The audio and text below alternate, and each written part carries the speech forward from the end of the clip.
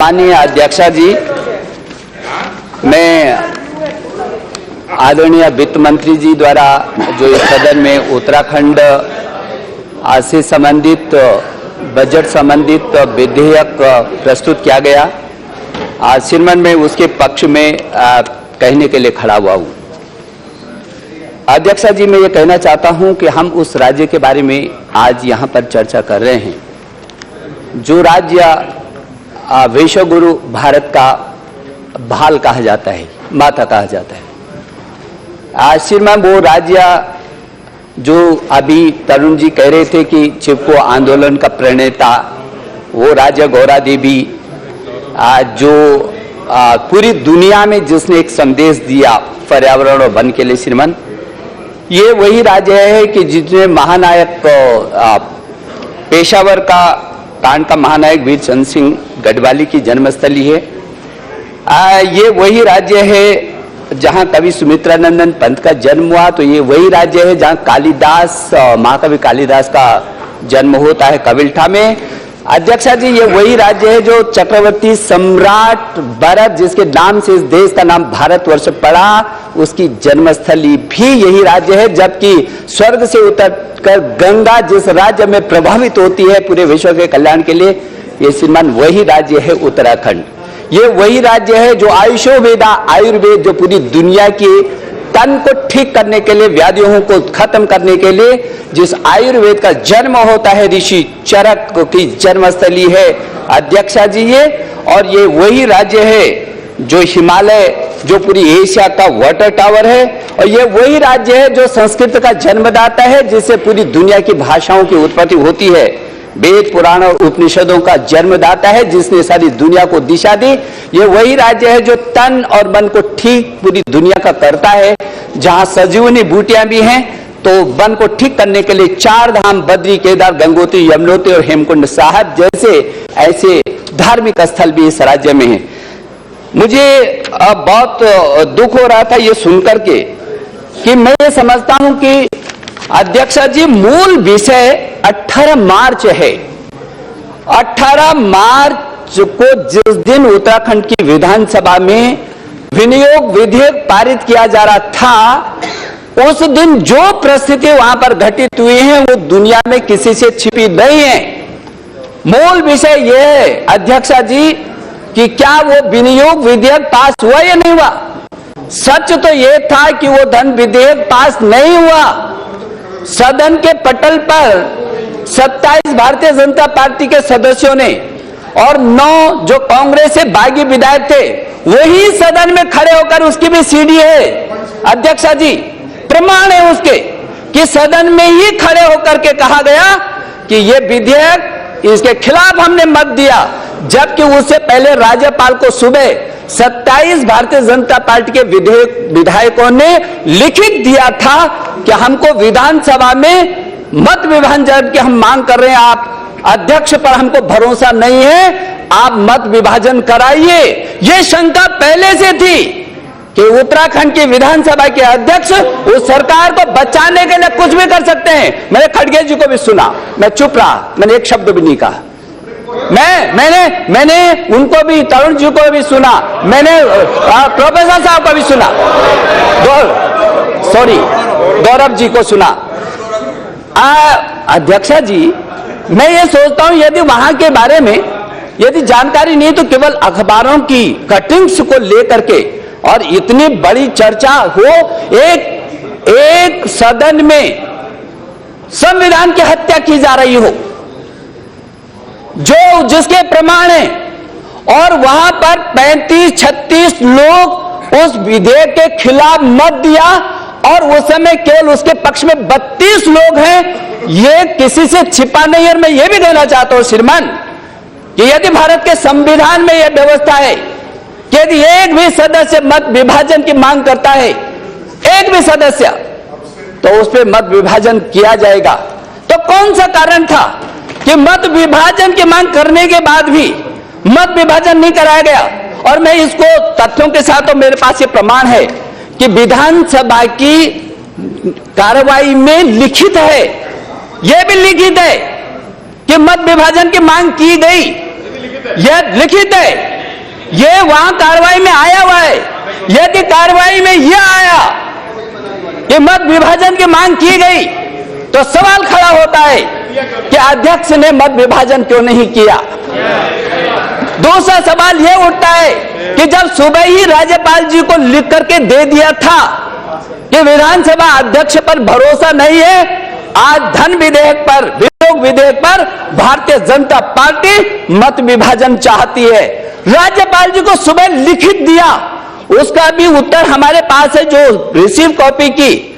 इसका मतलब जिस बात की चर्चा हो रही है, मुझे अफसोस होता है इस बात का, और उसके बाद वो विधेयक सारे के सारे विधायक 35-36 विधायक एक साथ सदन से उठ करके जाते हैं और अविश्वास प्रस्ताव के लिए लिखित विधानसभा सचिव को लिखा करे आते हैं कि ये विधेयक फेल हो गया था, अध्यक्ष जी ने गलत किया, जबरदस्ती मत विभाजन नहीं किया, इसलिए हम अविश्वास के लिए लिख करके दिया। 35 लोगों ने वही उसी समय सचिव विधानसभा को, यह भी लिखित है कि अविश्वास का उसी समय 18 की बात करो श्रीमन में, और 18 कोई, क्योंकि मैं फिर राजभवन में मैं भी वहां पर उपस्थित था जब ये सारे के सारे विधायक, जिसमें 27 भारतीय जनता पार्टी के विधायक थे और 9 कांग्रेस के विधायक थे, जिन्होंने राज्यपाल जी को लिखित दिया। और राज्यपाल जी ने केवल वही पत्र नहीं है अध्यक्षा जी, वीडियोग्राफी करवाई और यह कहा राज्यपाल जी ने कि जो भी खड़े होकर के ये कहें वो किस दल से हैं। तो जो 9 कांग्रेस के लोग थे उन्होंने कहा हम कांग्रेस के हैं, और उन्होंने कहा क्योंकि हमने इस धन विधेयक के खिलाफ मत दिया है, इस सरकार को बर्खास्त किया जाना चाहिए, ये कांग्रेस के विधायकों ने कहा है। उसके बाद भी ये चर्चा हो रही है कि वो पास हुआ कि नहीं हुआ। उसके बाद 356 के बारे में चर्चा हो रही है। मूल विषय तो ये है, और मैं गोगोई जी से कहना चाहता हूं, थोड़ा सा पीछे ले जाना चाहता हूं। अध्यक्षा जी, जब मैं 1991 में पहली बार विधायक बना, बहुत उत्साह था, लेकिन 6 दिसंबर 1992 को पूज्य आदरणीय कलराज मिश्र जी यहां पर हैं, क्या बता सकेगी कांग्रेस कि 4 सरकारें बर्खास्त हो गई थी, 4 रातों रात। 6 दिसंबर 1992 को उत्तर प्रदेश, मध्य प्रदेश, हिमाचल, राजस्थान, 4 सरकारों को क्या कसूर था, जवाब दे सकते हैं क्या कसूर था उन 4 सरकारों को कत्ल कर दिया रातों रात। यहां तो इतनी बड़ी घटना हो गई, इतनी बड़ी घटना होने के बाद हम भी राष्ट्रपति जी के पास आए थे, वहां संविधान का कत्ल हो रहा है, धन विधेयक गिर गया है, मुख्यमंत्री को तत्काल इस्तीफा देना चाहिए था, उन्होंने इस्तीफा नहीं दिया, संवैधानिक संकट हुआ। मैं केंद्र सरकार का आभारी हूं, उन्होंने भी इन परिस्थितियों को देखा, महामहिम राष्ट्रपति जी का अभिनंदन करना चाहता हूं कि उन्होंने संविधान को बचाया, संविधान के उस संकट को राष्ट्रपति शासन लगा करके उस ऐसी सरकार जो कत्ल कर रही थी लोकतंत्र का, उसको बर्खास्त किया। और मैं दूसरी बात कहना चाहता हूं, कांग्रेस के ये जवाब देगी कि मधु कोड़ा केवल एक निर्दलीय सदस्य के लिए, एक निर्दलीय सदस्य के लिए आपने सरकार को बर्खास्त कर दिया। और फिर वही मधु कोड़ा के बारे में मैं ज्यादा नहीं जानना चाहता, क्यों किया आपने, ये सारी दुनिया जानती है। क्या आप बता सकते हैं कि आपने अर्जुन मुंडा की सरकार को 2-2 बार क्यों बर्खास्त कर दिया? मैं इस पर ज्यादा समय खराब नहीं करना चाहता हूं, क्योंकि मुझे उत्तराखंड पर भी बोलना है, लेकिन यदि मैं बोलूंगा तो इतिहास है कांग्रेस का कि 356 का किस सीमा तक का कांग्रेस ने दुरुपयोग किया है। कांग्रेस को बोलने का कोई नैतिक अधिकार नहीं है। और अध्यक्ष जी, मैं ये कहना चाहता हूं, आज उत्तराखंड में यह भी कहना चाहता हूं कि जो छोटे राज्यों के हम पक्षधर रहे हैं, ये जो राज्य बना जिसके बारे में कहा जा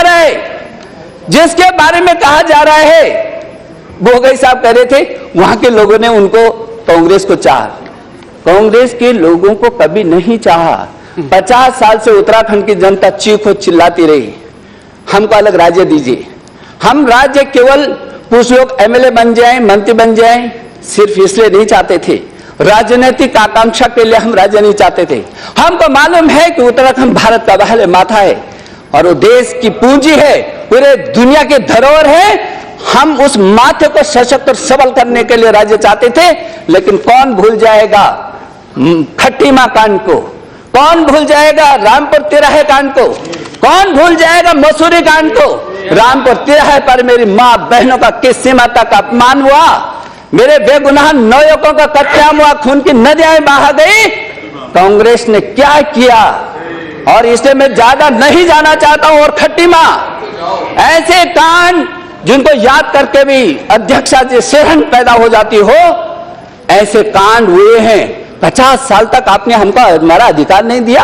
अरे वो राज्य तो वो था जो औसतन एक परिवार से एक व्यक्ति सेना में भर्ती होकर राष्ट्र की सीमाओं पर अपनी कुर्बानी को देता है, और दूसरी पंक्ति में उस राज्य की मां और बहनें दो विदेशी सीमाओं पर खड़े होकर सेनानी की तरह राष्ट्रभक्ति का अन्य प्रमाण देती। वो है वो राज्य।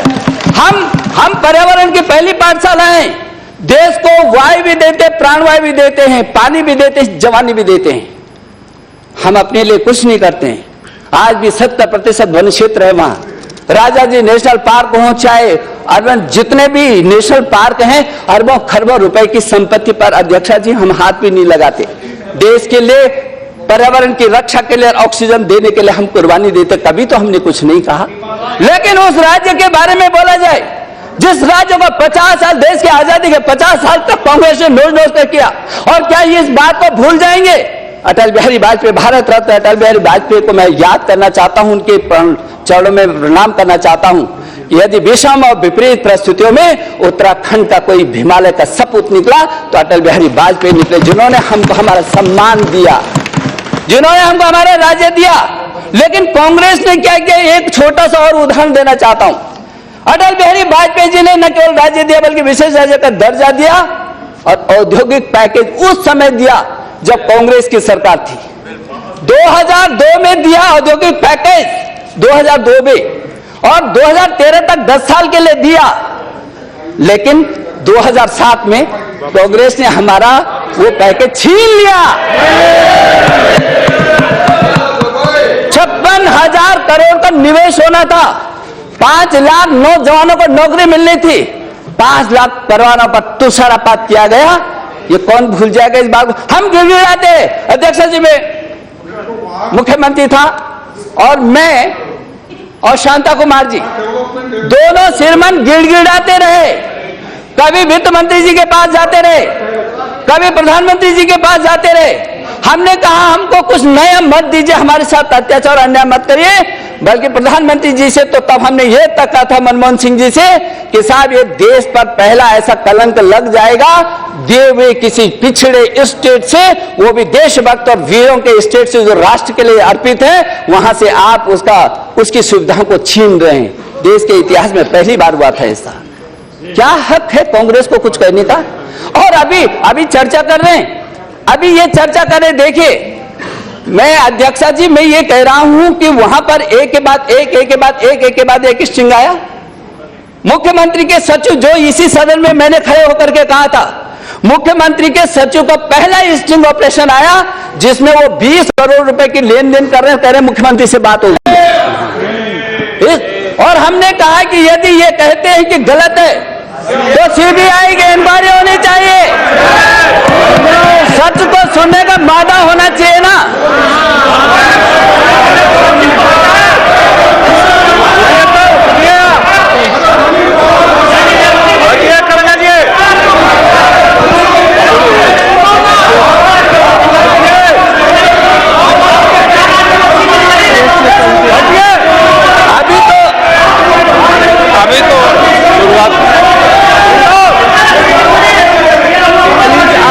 श्रीमान, अभी तो ये शुरुआत हो रही है, अभी तो एक ही स्ट्रिंग की बात हो रही है, अभी तो एक ही स्ट्रिंग की बात हो रही है। जब दूसरा स्ट्रिंग हुआ, अध्यक्षा जी दूसरे स्ट्रिंग की भी बात सुने। दूसरे भी आया, और जिसमें मुख्यमंत्री जी, जिसमें दूसरा, अभी तो पहले स्टिंग पर इतने होल मजा, अभी दूसरा तीसरा चौथा भी है, अभी है। अब मैं क्या करूं? जो हो गया उसको तो मुझे बोलना पड़ेगा ना। आखिर ये भारत की न्याय, ये भारत के लोकतंत्र का सर्वोच्च मंदिर है, और यदि इसमें नहीं कहा जाएगा तो हम चौराहों पर तो नहीं कह सकते। श्रीमान, मैं कह रहा हूं कि पहला स्टिंग हमने ये कहा था कि यदि षड्यंत्र हुआ तो सीबीआई की इंक्वायरी करवा दीजिए। हम भी नहीं चाहते हैं कि किसी के साथ षड्यंत्र हो, और वो भी उस कलुषित राज्य में हो जो देवभूमि कहा जाता है, लेकिन हिम्मत नहीं हुई। और उसके बाद जो दूसरा आया, जब ये बगावत हो गई, सरकार गिर गई, सरकार गिरने के बाद जो दूसरा स्टिंग आया, आज उस पर सीबीआई की इंक्वायरी शुरू हो गई। दूसरे उसमें श्रीमान क्या बोलते, भाई 5-5 करोड़ रुपए तो हैं, लेकिन तुम आ जाओ, हम मुंह मोड़ लेंगे, तुम्हें जो करना हो तुम कर लो। आप इसलिए किसी मुखिया हैं किसी राज्य के, क्या आप राज्यों को लुटवाते रहे?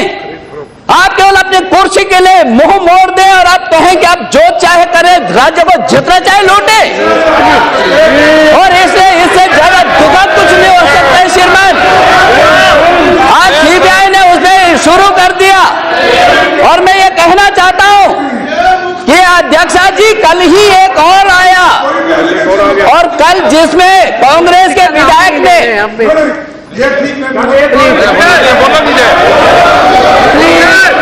जिसमें कांग्रेस के विधायक ने यह कहा है कि मुख्यमंत्री ने 27 करोड़ रुपए तो खनन से लिए, और किसके से लिए यह भी कहा है, और यह भी कहा है कि 12 विधायकों को 50-50, 25-25 लाख दिया, और उसके उनके नाम तक बताए हैं। मैं ये कहना चाहता हूं, ये कांग्रेस उस अकलुषित राज्य को लूट रही है, उस अकलुषित राज्य को जो देश का शिरमौर है।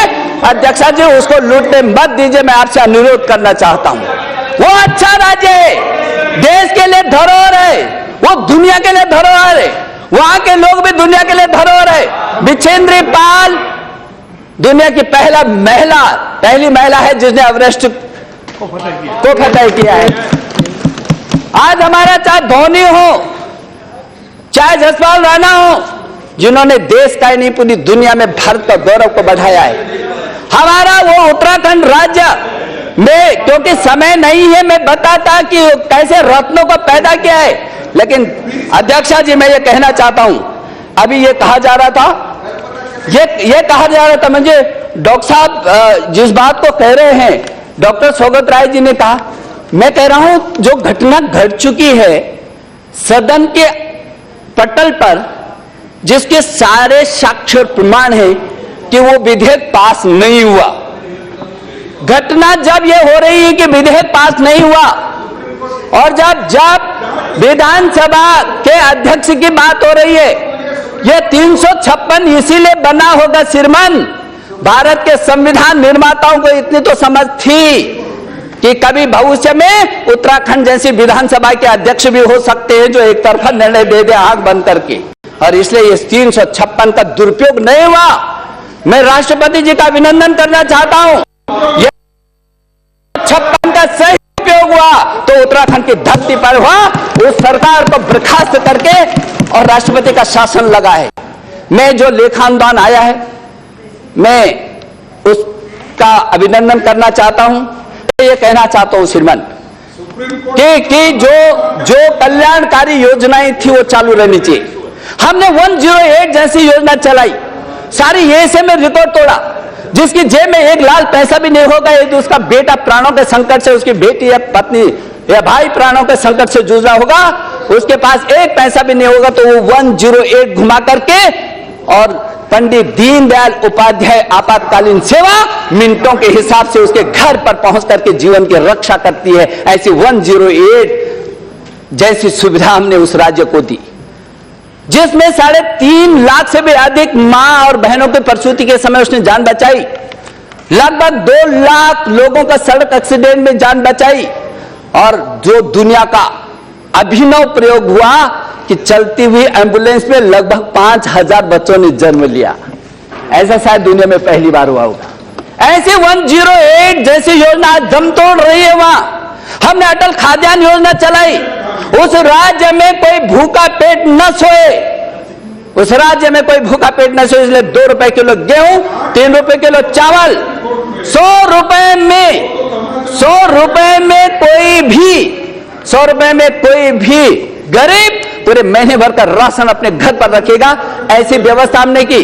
अध्यक्षा जी, 15,000 में एमबीबीएस डॉक्टर हिंदुस्तान की धरती पर केवल यदि कोई गरीब अपने सपना साकार कर सकता है कि यदि उसके घर पे कोई उसकी बेटी या बेटा हीरे के रूप में पैदा हो रहा है, लेकिन उसके पास पैसा नहीं है, तो वो भी डॉक्टर बन सकता है, वो भी इंजीनियर बन सकता है। 15,000 में श्रीनगर का मेडिकल कॉलेज, हल्द्वानी का मेडिकल कॉलेज, ये हमने शुरू किए। केवल 15,000 में एमबीबीएस डॉक्टर बनाने का अभियान हमने शुरू किया। श्रीमान, गौरा देवी धन कन्या योजना हो या नंदा देवी धन कन्या योजना हो, बालिकाओं के सशक्तिकरण, महिलाओं के सशक्तिकरण का विषय हो या गरीब का विषय हो, चाहे किसान का हो। हमारी सरकार जब 2010 में थी तो देश में सर्वाधिक गन्ना किसानों को भुगतान हमने किया, सर्वाधिक मूल्य हमने दिया। छात्रों के क्षेत्र में हो चाहे शिक्षा के क्षेत्र में, हमने आयुष प्रदेश बनाया, हमने संजीवनी बूटियों का बोर्ड बनाया। पूरी दुनिया के लिए वो आयुर्वेद एक वरदान के रूप में हमारे पास है।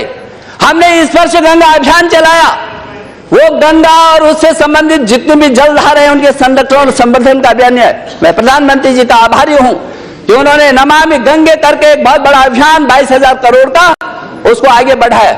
मैं नितिन गडकरी जी का भी आभारी हूं, जो 4 धाम योजना, जो देश नहीं पूरी दुनिया के लोग जिसको देखने के लिए आते हैं, उस 4 धाम योजना के लिए 12,000 करोड़ रुपए की स्वीकृति दी है, जिसमें सशक्त होंगे सारे रास्ते।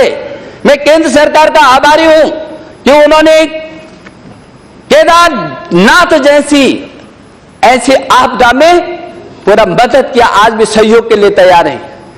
मैं आभारी हूं वन मंत्री जी का, मैं आभारी हूं वित्त मंत्री जी का, जिन्होंने हिमालय के लिए एक ऐसे विश्वविद्यालय की परिकल्पना की है जो सारी दुनिया में एक प्रेरणा का केंद्र बनेगा, हिमालय विश्वविद्यालय। और इसलिए श्रीमान, जो वो ऐसी योजनाएं हैं जो देश, जो जैव विविधता का प्रदेश है, वो शिक्षा का प्रदेश है, वो श्रीमान मैं ये कहना चाहता हूं कि हमने हिमनद प्राधिकरण बनाया था।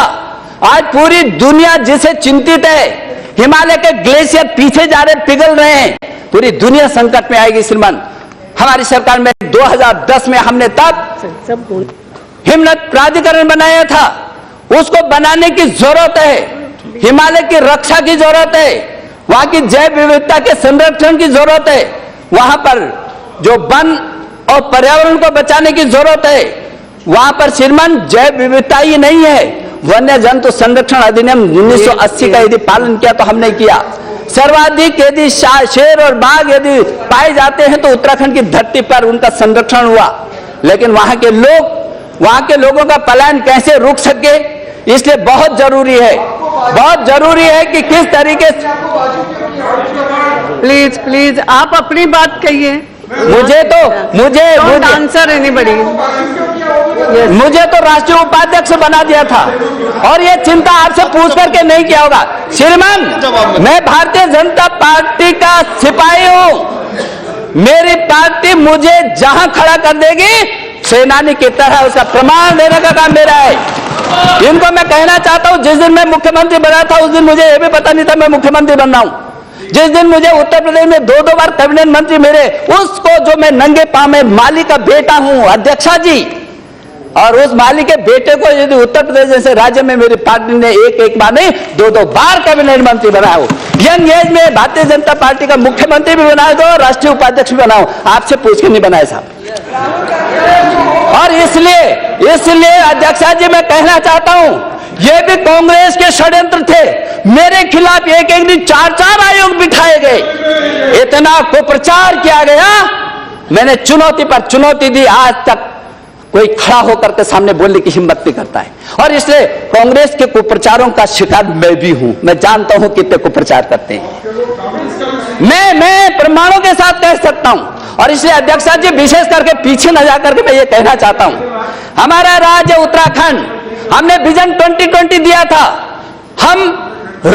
हमने अध्यक्षा जी ये योजना आयोग का ये प्रमाण है, योजना आयोग की ये बुकलेट इस बात को साबित करती है कि जब भी भारतीय जनता पार्टी की सरकारें आती हैं विकास की गंगा बहती है।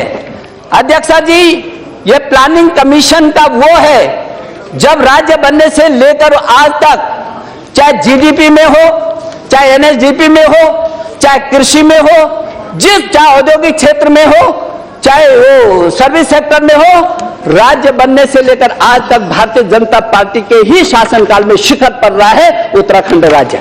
ये इसका प्रमाण है। इसलिए श्रीमान, मैं ये कहना चाहता हूं, जंगलों की आग की बात हुई, मैं तो केंद्र सरकार का आभारी हूं। ये 2 दिन पहले तक किसकी सरकार थी? कितना कुप्रबंधन था कांग्रेस सरकार का कि जंगलों पर आग लग रही है, कोई प्रबंधन नहीं, कोई प्रबंधन नहीं। केंद्र सरकार का मैं आभारी हूं, तत्काल उन्होंने वायुसेना, थल सेना, एनडीआरएफ को भेजा, तब जाकर के उत्तराखंड को बचा सके हैं। ये बता सकेंगे आपका प्रबंधन क्या था? 2 दिन पहले तक तो आप थे वहां पर, और इसलिए मैं उसमें भी नहीं जाना चाहता हूं। लेकिन अध्यक्षा जी, मैं ये कहना चाहता हूं कि यदि उत्तराखंड में अस्थिरता के लिए कोई एकमात्र दोषी है तो कांग्रेस और कांग्रेस की सरकार है। यदि वो संवैधानिक संकट के लिए कोई दोषी है, अपने घर को तो बचा नहीं सके और आरोप लगाते भारतीय जनता पार्टी पर, आरोप लगाते मेरे प्रधानमंत्री पर।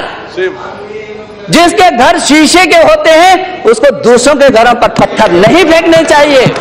अपने कुनवे को संभालिए साहब। आप अपने 9 वो लोग बच्चे नहीं थे, एक इनके पूरे मुख्यमंत्री रहे हैं और सांसद भी रहे हैं विजय बहुगुणा जी, और दूसरे कैबिनेट मंत्री, आरक्षण कैबिनेट मंत्री पहले से ही रहे हैं। नहीं, मैं इसलिए कह रहा हूं कि उन्होंने ही तो सदन में किया। मैं ये कह रहा हूं कि यदि उन्होंने किया तो वो तो आपके परिवार के थे। यदि वो इस बात से सहमत थे कि कांग्रेस की सरकार भ्रष्टाचार के आकंठ में डूबी है, तो ये तो उनके परिवार ने महसूस किया और वो वहां से हटे हैं, वो वहां से हटे, कह करके हटे हैं। इसलिए मैं अध्यक्षा जी सिर्फ इतना अनुरोध करना चाहता हूं आपके माध्यम से। मैं वित्त मंत्री जी के प्रति बहुत मैं आभारी हूं कि ऊर्जा की दिशा में हो, चाहे बेहतर सेवाओं की दिशा में 108 हो, चाहे सचल चिकित्सालय का विषय हो, चाहे 15,000 में एमबीबीएस डॉक्टर बनाने का अभियान हो, चाहे स्पर्श गंगा का अभियान हो, महाकुंभ में भी आपने अभी अर्ध कुंभ में 100 करोड़ रुपए दिया, मैं आपके प्रति बहुत आभारी हूं। लेकिन अध्यक्षा जी, महाकुंभ क्या था उत्तराखंड की धरती पर? यूसेक और इसरो ने अपने सारे उपग्रह को छोड़ करके लास्ट में जो रिपोर्ट दी, धरती के इतिहास में अब तक का वो सबसे बड़ा आयोजन था 14 अप्रैल 2010 का, और जिसको पूरी दुनिया ने सराहा, जो नोबेल के लिए नामित हुआ। मैं पूरे देश और दुनिया के लोगों का उस दिशा में आभार प्रकट करना चाहता हूं जिन्होंने बहुत मदद की। अध्यक्षा जी, बहुत सारी अनुपम पहले हमने की। मैं वित्त मंत्री जी से अनुरोध करना चाहता हूं कि केंद्र सरकार जो ये बजट पास कर रही है, जो भारतीय जनता पार्टी की सरकार में हमने 2010 में या उससे पहले जो कल्याणकारी योजनाएं हमने शुरू की, वो जारी रहना चाहिए। अध्यक्षा जी, दुनिया का पहला उदाहरण है कि 12,500 वन पंचायतें हैं वहां पर। 1.5 लाख महिलाएं और नौजवान अपने प्राणों को हथेली पर रख करके वनों की रक्षा करते हैं, वनों को अपने बच्चों की तरह पालते हैं। दुनिया में ऐसा उदाहरण नहीं मिल सकता। ऐसे उन वन और पर्यावरण के क्षेत्र में उनको और सशक्त किया जाना चाहिए। कृषि की दिशा में जड़ी बूटी की खेती से जोड़ेंगे, हमारा पलायन रुकेगा, क्योंकि आयुर्वेद के प्रति लोगों का रुझान बढ़ रहा है। ये तीर्थाटन और पर्यटन जो हमने धरती का स्वर्ग उत्तराखंड, जिस उत्तराखंड में 10 स्विट्जरलैंड समाये हैं, उस अभियान को, हमारा जो धरती का स्वर्ग उत्तराखंड, उस अभियान को आगे होना चाहिए। सैनिक कल्याण की दिशा में हमने बहुत अभिनव काम किए। सैनिकों का प्रदेश है वो, इसलिए भूतपूर्व सैनिकों की दिशा में हमने एक ब्लॉक में एक व्यक्ति को नियुक्त किया था। कैंटीन में जितनी भी सामग्री थी उसमें उनका जो टैक्स लगता था उसकी छूट दी थी। बहुत सारी उन्होंने भूतपूर्व सैनिकों को सेवा में समायोजित किया था। और इस समय मैं केंद्र सरकार का आभारी हूं कि 1 रैंक 1 पेंशन का जो काम किया, उसके प्रति तो हम केंद्र सरकार के आभारी हैं कि उन्होंने सैनिकों का सम्मान किया। उस दिशा में आयुष गांव जो हमने आगे बढ़ाए थे, वो अभी जहां के तहां खड़े हैं। और इसलिए संस्कृत को द्वितीय राजभाषा हमने बनाया था, संस्कृत के गांवों को स्थापित किया था, शिक्षा के नए नए अभिनव प्रयोग किए थे, धरती की उड़ान और मुस्कान जैसी योजनाओं को किया था। और अध्यक्षा जी, मैं ये कहना चाहता हूं कि जो विजन 2020, मैं अपनी बात समाप्त कर रहा हूं, मैं इस अनुरोध के साथ खत्म कर रहा हूं अपनी बात को कि जो हमारा विजन 2020 था, जिसमें हमने 5 महत्वपूर्ण सूत्र लिए थे। समृद्ध उत्तराखंड, शिक्षित उत्तराखंड, स्वस्थ उत्तराखंड, सुसंस्कृत उत्तराखंड और हरित उत्तराखंड, ये 5 सूत्रों पर आधारित जो हमारा विजन 2020 था, जिस विजन ने सर्वाधिक ये प्रमाण दिए हैं योजना आयोग में कि हम ही देश का दूसरे तीसरे नंबर का राज्य आ गए थे। उस जो हमारा विजन 2020 है उसको लागू किया जाए। मैं एक बार वित्त मंत्री जी के प्रति आभारी हूं कि उन्होंने इस बिल को यहां पर रखा और हम सहर्ष उनका आभार प्रकट करते हैं उसके समर्थन में अपना।